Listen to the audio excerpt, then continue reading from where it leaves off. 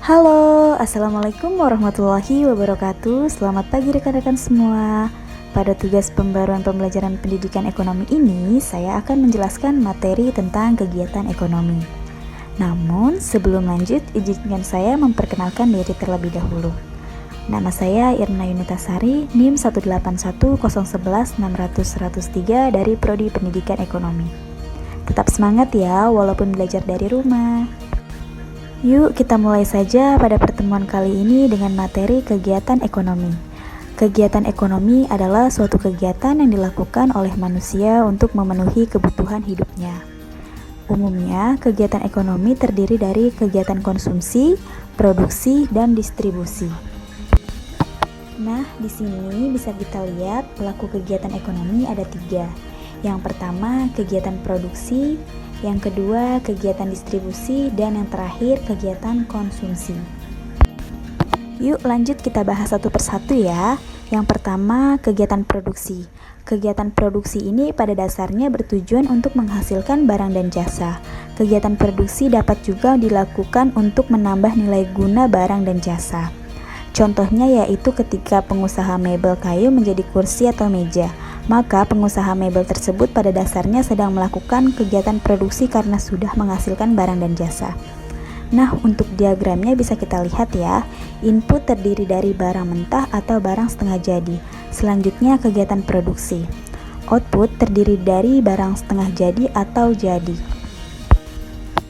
Seperti yang dapat kita lihat pada diagram sebelumnya, kegiatan produksi membutuhkan input, yaitu yang pertama barang mentah.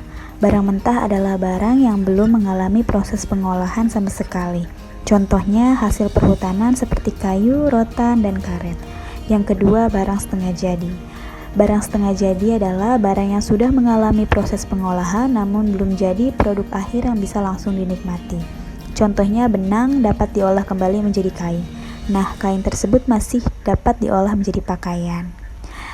Selanjutnya, hasil dari kegiatan produksi dapat dibagi menjadi 2, yaitu yang pertama, barang setengah jadi.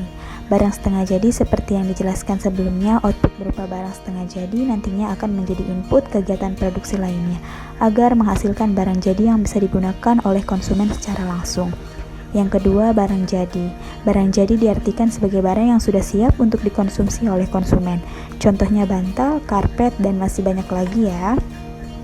Selanjutnya, berdasarkan bidang usaha pengolahan sumber dayanya, kegiatan produksi juga dapat dibagi menjadi 4. Yang pertama, bidang usaha ekstraktif, mencakup kegiatan produksi yang bergerak di bidang pengambilan atau pemanfaatan sumber daya alam yang diambil secara langsung dari alam tanpa mengalami proses pengolahan lebih lanjut. Contohnya, kegiatan penambangan dan penangkapan hasil laut. Yang kedua, bidang usaha agraris. Bidang ini mencakup kegiatan produksi melakukan pengolahan lahan baik untuk perkebunan atau pertanian. Yang ketiga, bidang usaha industri. Bidang ini mencakup kegiatan produksi yang bergerak di bidang pengolahan barang mentah atau barang setengah jadi menjadi barang jadi. Dan yang terakhir, bidang usaha perdagangan. Bidang ini mencakup kegiatan produksi yang berusaha untuk menambah nilai guna barang dan jasa dengan menjadi perantara antara produsen dengan konsumen. Contohnya toko kelontong, warung, dan agen. Baik, kita lanjut lagi ya. Selanjutnya kegiatan distribusi.